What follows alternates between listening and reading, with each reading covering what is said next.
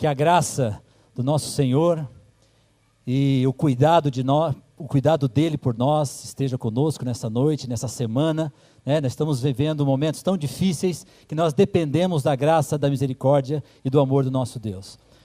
Muito legal você ter escolhido estar aqui conosco, numa noite tão especial, numa palavra que já falou muito comigo, já mexeu muito comigo, e acredito que Deus tem um recado muito importante também para dar para você essa noite. Eu gostaria que você abrisse sua Bíblia, ou que você ligasse a sua Bíblia no Salmo 23. Se você não está muito familiarizado com a Bíblia, você abre assim ela bem no meio, você vai cair em Salmos. Aí você dá uma escorregadinha, chega até o capítulo 23, e a gente vai ler o Salmo 23 no capítulo 1. Mas antes que você ache, deixa eu contar uma curiosidade do livro de Salmos. Salmos realmente é o livro central da Bíblia. Quando você abre a Bíblia no meio, você cai em Salmos. E especificamente o capítulo 118 é o meio da Bíblia. Nós temos 594 capítulos antes do Salmo 118 e 594 capítulos depois do Salmo de 118. E ainda os estudiosos dizem que o versículo 8 do Salmo 118 é o versículo central da Bíblia. Eu confesso que eu não fui checar, eu não contei os versículos, né? Eu estou repassando uma informação, mas a maioria fala que o versículo 8 do Salmo 118 é o versículo central da Bíblia. E eu vou ler isso para vocês, não é o tema da mensagem, mas eu quero compartilhar com vocês. O Salmo 118, no versículo 8, diz assim: é melhor confiar no Senhor do que confiar nos homens. Independente se é ou não é o versículo no centro da Bíblia, é um grande conselho, é uma grande informação para todos nós. É muito melhor, eu e você, nós confiarmos no Senhor do que confiar nos homens. E a gente tem visto aí na nossa política, né, um exemplo muito claro disso. Então que o meu coração, que o teu coração esteja confiando no Senhor, porque Ele merece a nossa confiança. Você já chegou lá? Salmo 23? Sem dúvida nenhuma, o Salmo 23 é o salmo mais conhecido do planeta. É o salmo que a gente vê facilmente ela emoldurada num quadro, numa recepção de hospital, em quartos de hospitais. A gente vê rabiscado em celas, em prisões, em penitenciárias. A gente vê esse salmo pichado nos muros. A gente vê em camisetas, em adesivos, em bonés, em pingentes. Então a gente está sempre vendo o Salmo 23 estampado por diversos lugares. Ela foi musicada em centenas de músicas, ela foi traduzida para milhares de línguas e ela está depositada, ela está domiciliada em milhões de corações no mundo todo. É realmente o salmo mais conhecido. E principalmente o versículo 1 do Salmo 23 é o versículo mais conhecido da palavra. Vamos falar todos juntos? Vamos lá? O Senhor é o meu pastor e nada me faltará. Mais uma vez. O Senhor é o meu pastor e nada me faltará. O Senhor é o meu pastor e nada me faltará. Como é um versículo muito, muito comum, muito familiar, até aquelas pessoas que não são habituadas a irem às igrejas conhecem esse versículo. Só que aí pode morar uma pegadinha nisso. A gente pode cair num erro muito grande, quando algo se torna muito comum para nós, algo que a gente está se deparando e vendo todos os dias praticamente, nós corremos o risco de parar de viver a essência, a verdade que contém um versículo, uma palavra. A gente comete esse erro, por exemplo, em músicas. Quando a gente conhece muita música, a música está decorada, a gente canta assim, e a gente acaba nem percebendo aquilo que nós estamos cantando. Isso eu acredito que todos nós cometemos esse erro. Ela é muito conhecida, você conhece ela de cor, e você canta. É decorado. E a gente às vezes não vive a essência, a gente não presta atenção na verdade que a gente está cantando, naquilo que nós estamos expressando. E eu separei algumas músicas aqui, que nós com certeza cantamos muitas vezes. Uma delas é do Legião Urbana, que diz assim: é preciso amar as pessoas como se não houvesse amanhã. É preciso amar as pessoas como se não houvesse amanhã. E se você parar para pensar, na verdade não há. A gente concorda. A gente conhece a música, a gente canta a música. Na época a gente comprava o CD, a gente colocava no carro e a gente cantava. Mas quantas vezes nós cantamos, só que aquilo não mudou nosso comportamento? Não mudou a nossa forma de enxergar as pessoas. E quando eu digo as pessoas, eu estou falando no modo geral, não é só o pai, mãe, o irmão, o tio e a tia, as pessoas mais próximas, os amigos. Não, as pessoas, o próximo, os que estão na rua. Nós precisamos olhar de forma diferente. É preciso amar de uma forma diferente. A gente canta, mas quantos de nós mudamos o nosso comportamento, a nossa ótica referente às pessoas? Uma outra música com uma letra muito forte. Veja, não diga que a canção está perdida. Tenha fé em Deus, tenha fé na vida. Tente outra vez. Beba, pois a água viva ainda está na fonte. Você tem 2 pés para cruzar a ponte. Nada acabou. Tente. Levante a sua mão sedenta e recomece a andar. Não pense que a cabeça aguenta se você parar. Não. Queira. Basta ser sincero e desejar profundo. Você será capaz de sacudir o mundo. Tente outra vez. Tente. E não diga que a vitória está perdida. Se é de batalhas que se vive a vida, tente outra vez. Essa música é do pastor Raul Seixas. Uma letra forte. Quantos de nós cantamos várias vezes e ainda canta? Mas na primeira esquina, no primeiro problema, na primeira tempestade, a gente desiste. A gente desiste de nós mesmos. A gente desiste dos nossos filhos. A gente desiste do nosso casamento. A gente desiste da igreja. A gente desiste da nossa fé. Mas a gente canta, a gente acha bonito. Uma outra canção, essa é mais moderninha. Para você que ouve rádio, você deve estar escutando ela praticamente todos os dias, porque tem tocado em todas as rádios do Brasil. Vou reerguer o meu castelo, ferro e martelo, reconquistar o que eu perdi. Eu sei que vão tentar me destruir, mas vou me reconstruir, voltar mais forte que antes. Quando a maldade aqui passou e a tristeza fez abrigo, luz lá no céu me visitou e fez morada em mim. Quando o medo se apossou, trazendo guerra sem sentido, a esperança que ficou e segue vibrando.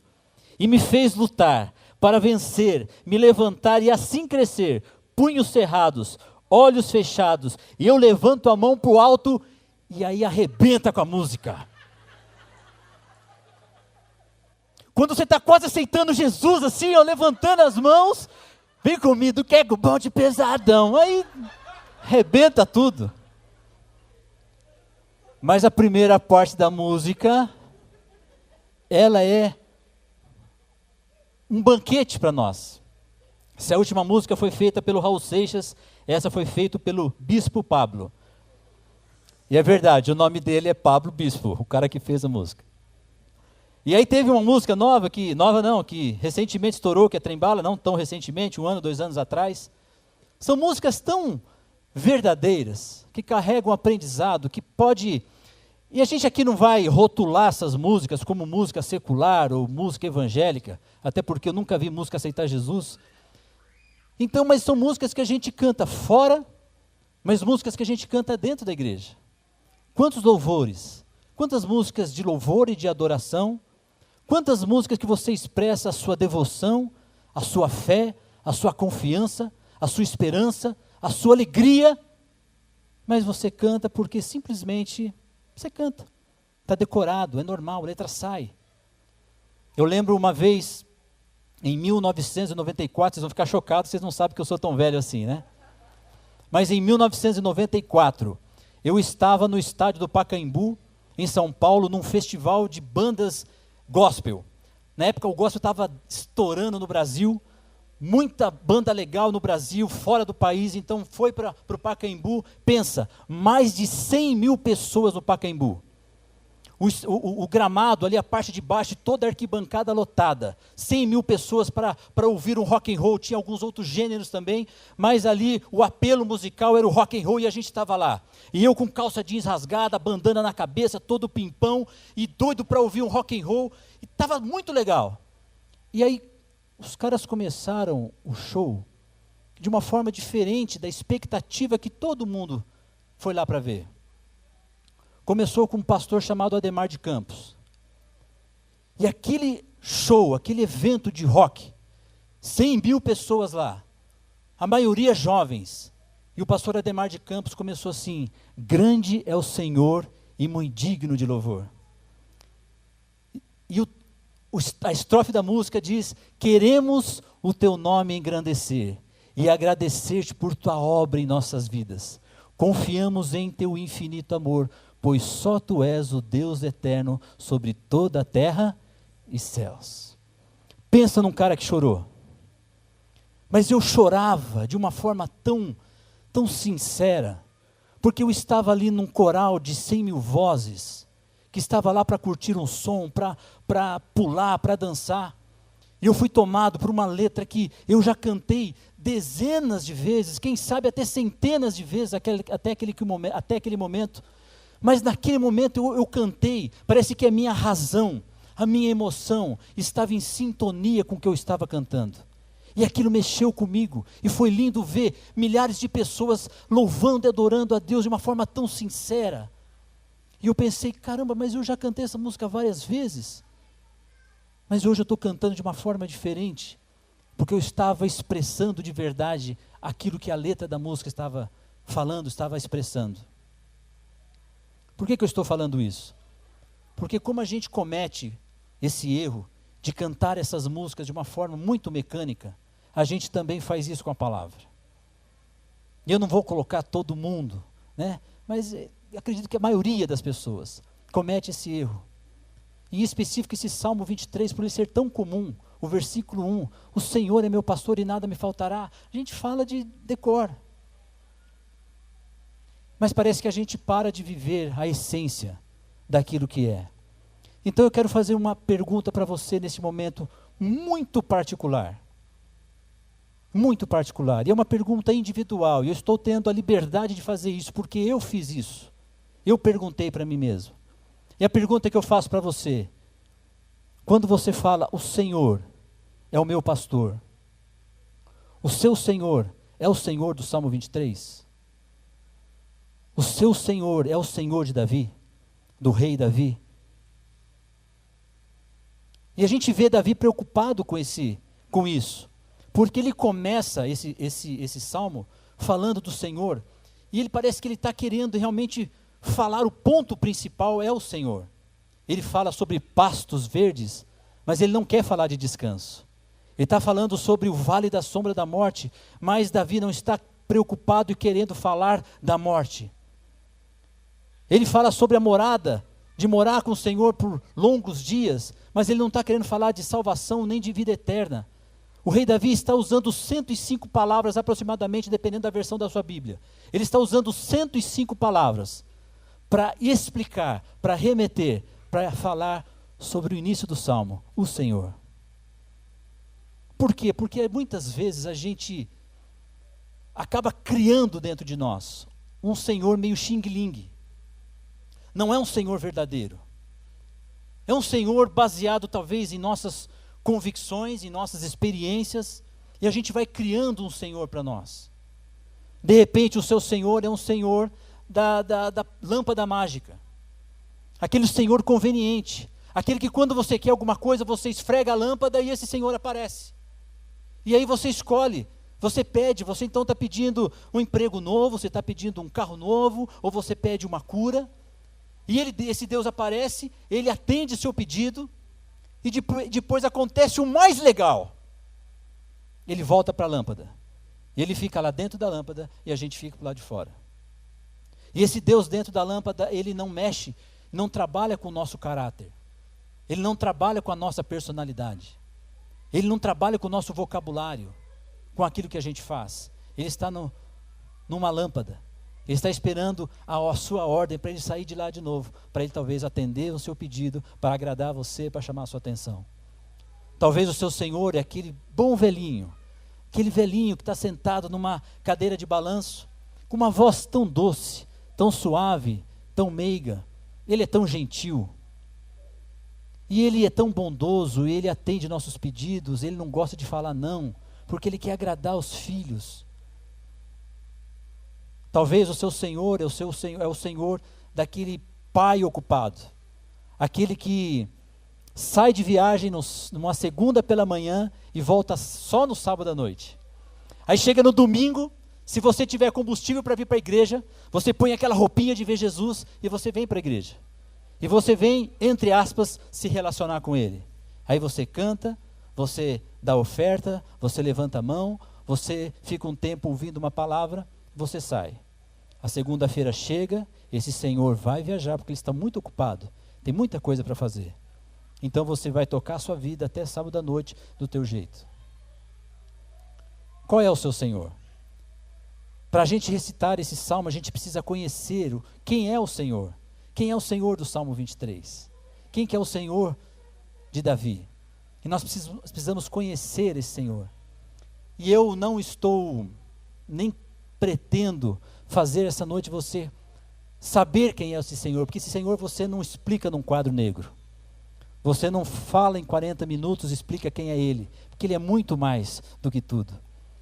Conhecer o Senhor é uma questão relacional, é uma experiência diária, é você procurar conhecimento na palavra, na Bíblia, comprar livros, é uma questão relacional. Conforme você vai procurando, buscando conhecê-lo, Ele vai se revelando a você. E você vai tendo um conceito real de quem é Ele. Porque pior do que não conhecer o Senhor, é ter um conhecimento errado de quem Ele é. Muitas pessoas que quando ouvem que o Senhor é um pai, e ele já se fecha, porque a experiência que ele teve com o pai biológico foi terrível. O pai o abandonou, o pai espancou, o pai foi embora, o pai não deu ouvido.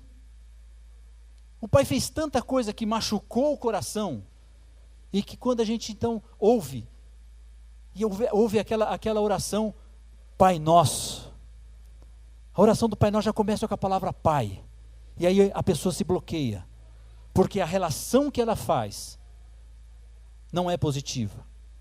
Então é muito mais destrutivo você ter um conhecimento errado sobre o Senhor do que não conhecer o Senhor. Porque muitas vezes você passa 5, 10, 15, 20 anos de conversão, e você vê que tudo que você construiu estava numa base errada. Você tem que voltar 20 anos atrás, destruir isso aqui, reconstruir a sua imagem do Senhor, para você construir a sua fé, a sua esperança, a sua vida cristã, com uma imagem correta de quem é o Senhor. E infelizmente a gente vê muitas pessoas conhecendo um Senhor diferente até dentro das igrejas. Então, porque nós estamos acostumados a conhecer um Senhor de segunda mão, aquilo que é falado nos púlpitos, e a gente não se importa de a gente olhar, abrir a nossa Bíblia, comprar livros, estudar e procurar a conhecer quem é o Senhor. Em Oséias, no capítulo 6, no versículo 3, diz assim: conheçamos e prossigamos em conhecer ao Senhor. Davi, ele estava querendo apresentar quem é esse Senhor. E esse Senhor que deve ser o nosso Senhor, é um Senhor muito maior. É um Senhor que conseguiu colocar bilhões de estrelas na galáxia, colocou bilhões de galáxias no universo, mas também é um Senhor que Ele na calada da noite, com muita ternura e cuidado, chega até o meu quarto, até o seu quarto, e Ele nos abençoa, e Ele cura nossas emoções, o nosso coração partido. É um Deus presente.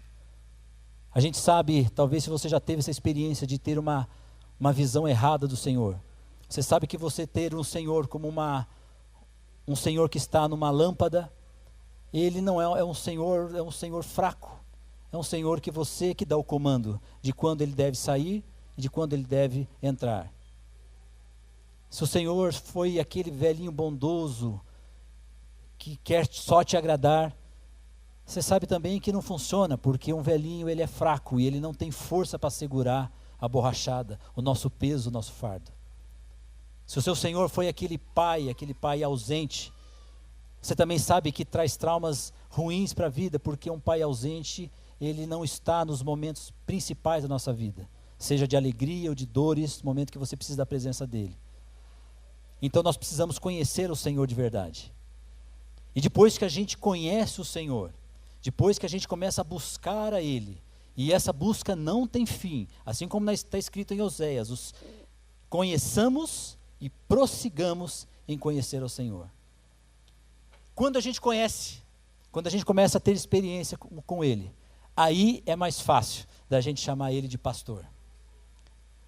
Mas para Ele ser pastor, nós precisamos aprender a ser ovelhas. E aí é um problema muito sério para nós. Mas nós temos muita dificuldade de ser ovelha, porque a ovelha ela é conduzida. A ovelha de fato ela é pastoreada. A ovelha tem que obedecer em tudo o seu pastor. E nós temos uma dificuldade tão grande desde pequeno de obedecer. Nós somos assim. Nós temos dificuldade de obedecer. Sabe por quê? Porque nós somos humanos e nós queremos fazer a coisa do nosso jeito. Não existe um jeito fácil.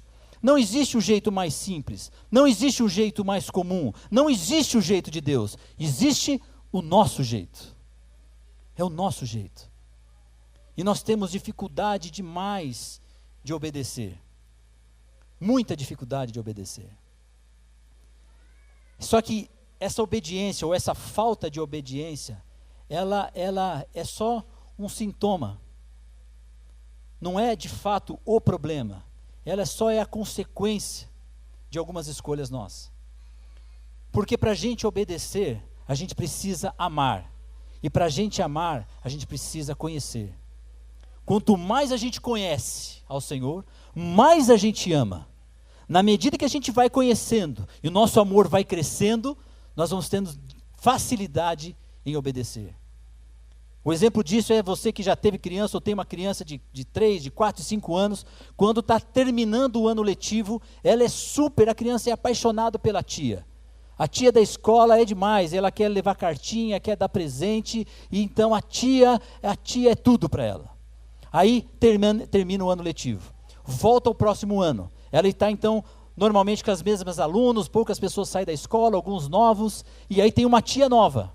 E aí você leva a criança para o primeiro dia de aula, vai buscar no final e você pergunta, e aí, como é que foi? Ah, foi legal.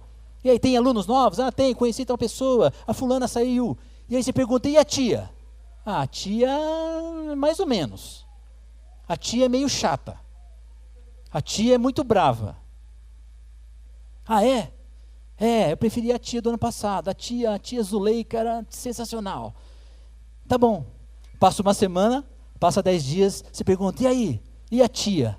Nossa, a tia é muito legal. No início do ano, a tia parecia a bruxa. Uma semana depois, 10 dias, parece a Xuxa. E foi a tia que mudou?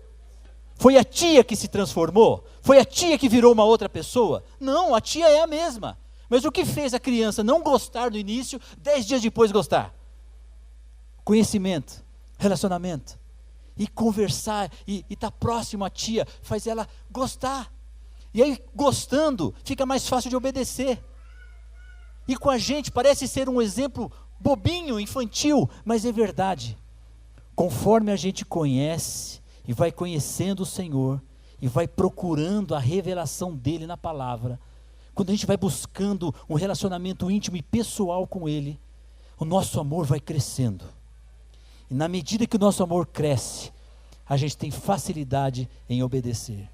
E aí a gente pode falar, o Senhor, Ele é o meu pastor. E eu sou a sua ovelha.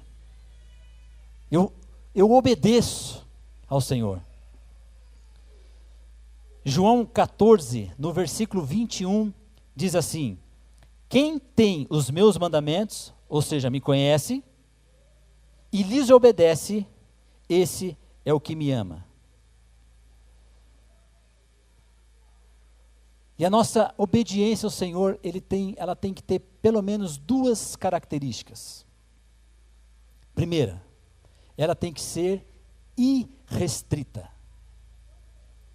Não é possível você amar, chegar para o Senhor, Senhor, eu estou te conhecendo, eu estou te amando, está demais o nosso relacionamento, mas o seguinte, eu estou dando aqui algumas áreas da sua vida, eu quero ser obediente nessas áreas, mas a minha vida sentimental, eu não quero que o Senhor toque. O Senhor conhece a mexa? Então aqui o Senhor deixa. Deixa a vida sentimental comigo. Ou então deixa a minha vida financeira. Deixa, eu cuido. Não dá. Não dá para ser assim. A nossa obediência, a minha, a sua, tem que ser uma obediência irrestrita. A gente tem que pegar a chave assim da nossa vida, entregar na mão dele, falar assim, Senhor, está aqui, tudo. Com essa chave eu estou entregando tudo. Eu preciso melhorar a minha vida no meu relacionamento, no meu casamento, preciso. Meus filhos, preciso. No meu relacionamento com a igreja, preciso. No meu relacionamento dentro do meu trabalho, preciso. Na administração das minhas finanças, eu preciso. E você vai dar liberdade para esse Senhor, então, fazer tudo o que precisa ser feito em todas as áreas da sua vida. Ele não negocia isso. Você não pode entregar metade, tem que entregar tudo. Você tem coragem? Se você vai falar o Senhor é o seu pastor, então você tem que entender que você está dizendo que você é ovelha. Entendendo que você é ovelha, você precisa entender que com o Senhor não se negocia, você entrega tudo. E tudo que Ele pedir, independente da área da sua vida, você precisa estar com o coração aberto e confiando nele e entregar. A primeira característica da nossa confiança, ela tem que ser irrestrita. Segunda característica, ela precisa ser sem medo e não pode ser forçada. Mateus 15, versículo 7, diz assim, segura a onda aí, hipócritas, bem profetizou Isaías acerca de vocês, dizendo, este povo me honra com os lábios, mas o coração está longe de mim. Você não precisa estar aqui essa noite. Você não precisa estar aqui. Você não precisa cantar. Você não precisa louvar. Você não precisa contribuir, você não é obrigado a contribuir. Deus, Ele não quer atos forçados. Ele não quer que você faça coisas por religião, por obrigação, por medo. Ele quer que as suas atitudes, a minha, a sua, sejam baseadas no amor, como a Marisa falou no testemunho. Na hora de você ofertar, você não tem que ofertar por causa de medo, porque se você não contribuir, então vai lá, como é que é o gafanhoto migrador, esse é, irmã? O gafanhoto migrador? Não, gafanhoto, vai lá e vai tirar suas finanças, vai fazer você perder o emprego, você vai bater o carro, eu vou dar, eu preciso dar. Não, se fosse por obrigação, Deus faria robô, um monte de robô, que falasse assim, Senhor, e faria tudo o que Ele quer. Mas Ele não fez robô, Ele fez você. Ele te deu um cérebro, Ele te deu um coração, Ele te deu a opção de escolher. Você tem capacidade, você tem livre arbítrio, e você escolhe fazer aquilo que você quer fazer. Então na hora de contribuir não é por medo, é com amor. E quando você faz com amor, você fica com raiva, mas não raiva de dar, raiva de assim, caramba, eu só tenho 100, eu queria dar 200 hoje. O meu amor está fazendo mais. Na hora de louvar, de você cantar, você não está mais falando de uma forma decorada, mas aquilo está sendo uma expressão de verdade do teu coração. Você está fazendo com amor. Quando você precisa vir para uma reunião, ou fazer qualquer compromisso na igreja, você faz por amor. Por quê? Porque você já passou pelo estágio de conhecer e continuar conhecendo ao Senhor. O seu amor por Ele já está fritando. Aí você já está obedecendo, e não é por um jugo, mas é por amor. Por amor. Eu espero que a sua decisão de estar aqui essa noite esteja baseada no amor. Você veio porque você quis estar aqui. Você veio porque você tem um coração grato, que meio a essa crise toda você está em pé, e você sobreviveu mais uma semana. E você está aqui porque você quer prestar culto a Ele.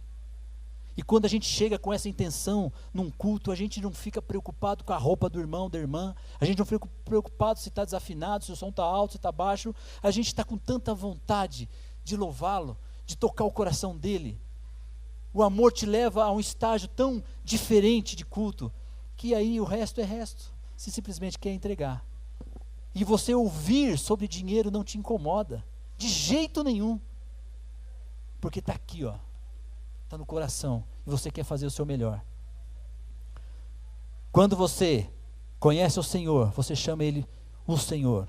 Quando você começa a amá-lo, obedecê-lo, e tê-lo como pastor, e você se submeter a ser ovelha, aí você está pronto para a terceira fase, para a terceira parte desse versículo.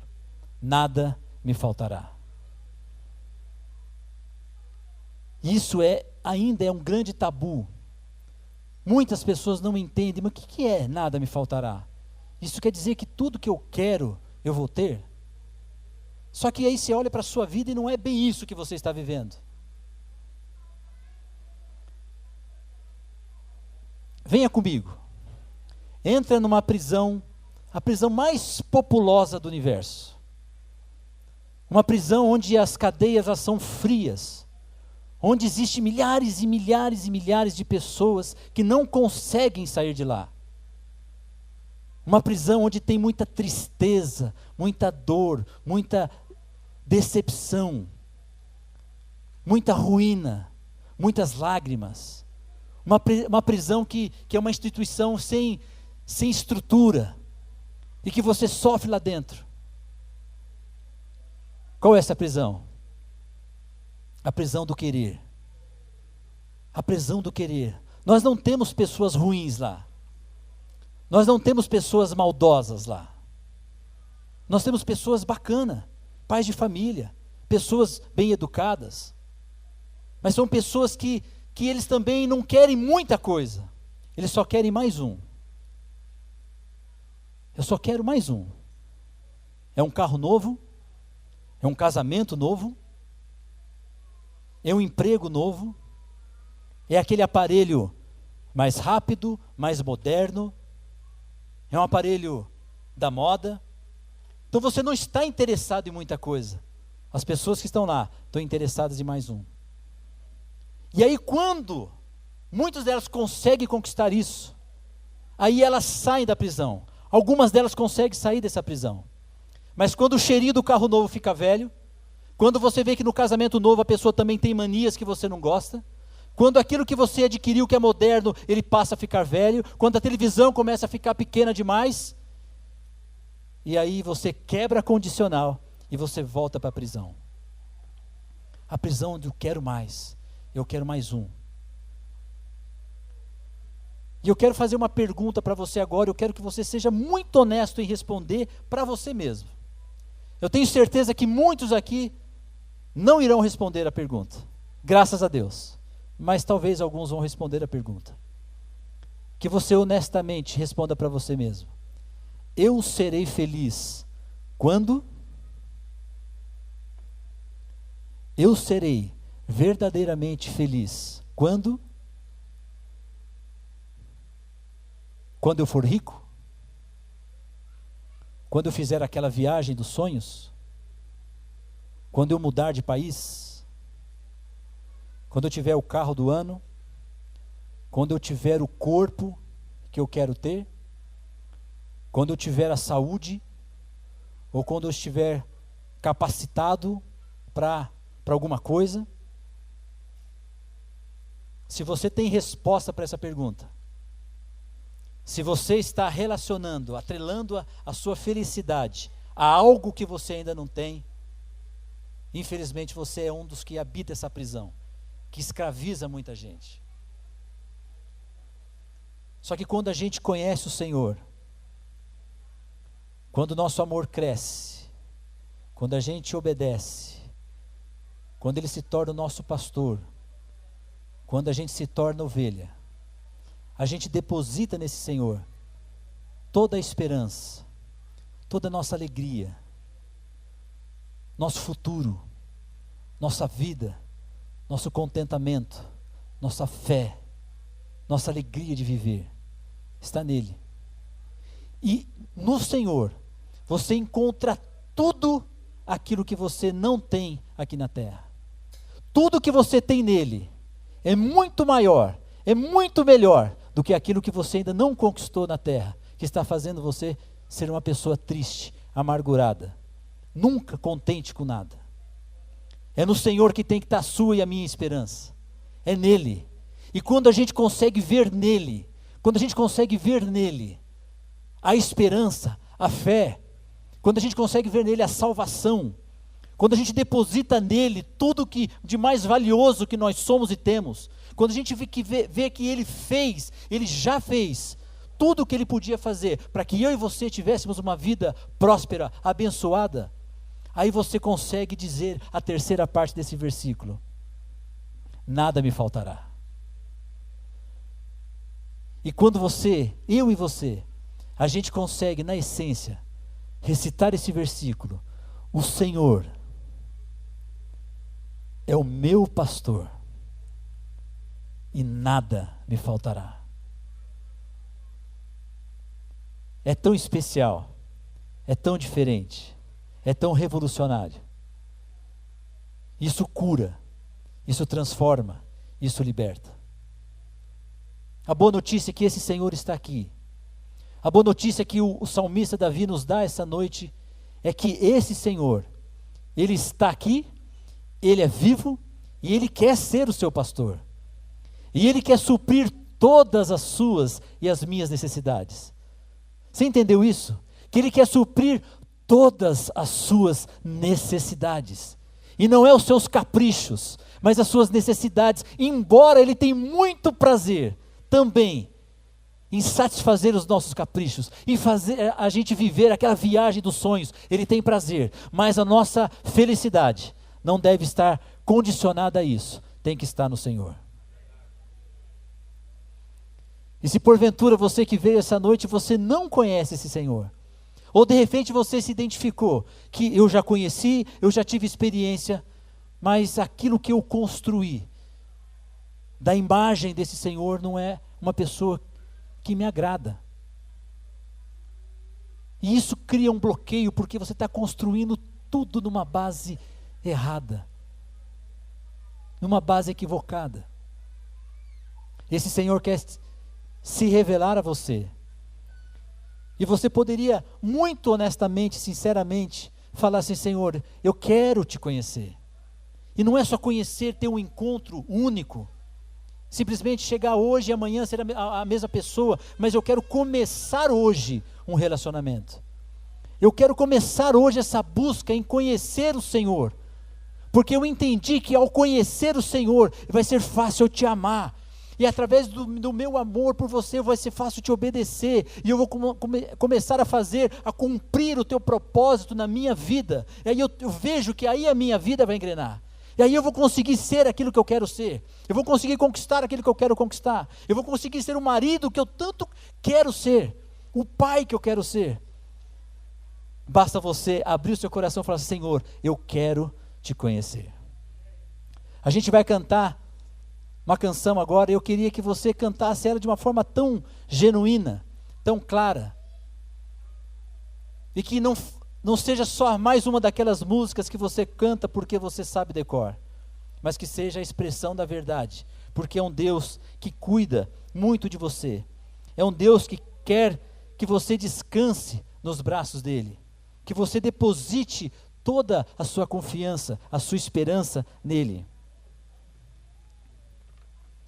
Em Hebreus, no capítulo 13, versículo 5, diz assim: contentando-vos com o que tendes, porque Ele disse: não te deixarei e nem te desampararei.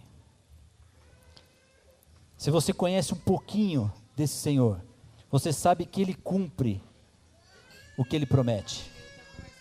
E se Ele falou, se esse Senhor do Salmo 23, se esse Senhor do rei Davi falou que nunca vai te deixar e que nunca vai te desamparar, você pode confiar que Ele está ao seu lado.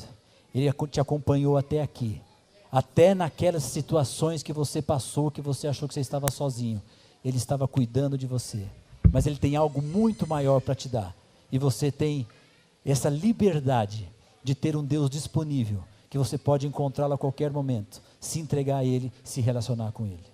Senhor, obrigado por essa noite, obrigado pela Tua palavra, obrigado por o Senhor ser o que o Senhor é, obrigado por o Senhor ser o nosso pastor, o nosso provedor, e que a gente possa viver nessa intensidade de buscar a Te conhecer cada vez mais, Senhor, e que cada dia a gente possa estar mais próximo de Ti, Que o Senhor abençoe os meus irmãos, meus amigos que estão aqui essa noite. Que essa semana possa ser uma semana abençoada e diferente.